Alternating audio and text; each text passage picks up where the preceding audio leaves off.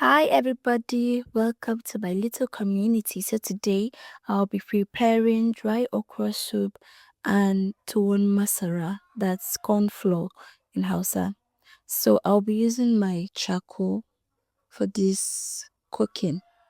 So at this point I went in with my pot, went in with my little meat, added a little bit of onions, added salt and maggi. And then I went in with some water for it to boil and make it chewy at least. So at this point, it was boiled. Please don't mind the egg you saw there. It's just longer truth. I had to put one egg because I was craving for a boiled egg. So yeah. So at this point, I went in with my palm oil, allowed it to stir, to fry, sorry.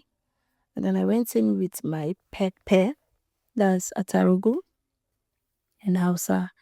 And then I had to make sure that it is well fried.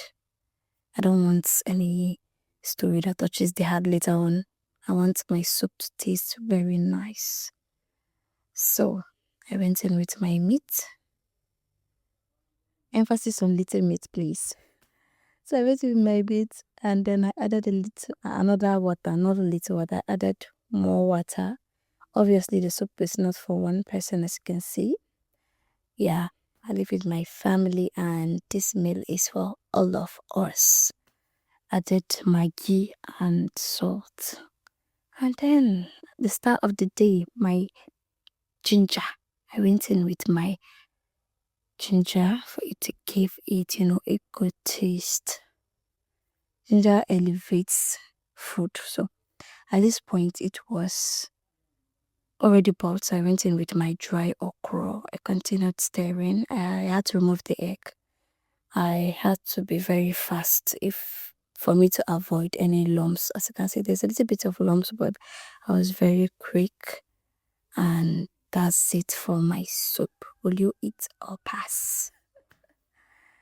Yeah. So to my swallow, this is my corn flour curry. I went in with some water and gave it a very good stir. My water was already boiled, so I went in with my talgi. That's what we call it in Hausa. I don't know what they usually call it in English, but it is what it is. So I stirred and stirred and stirred and made sure I give it a very, very good mix.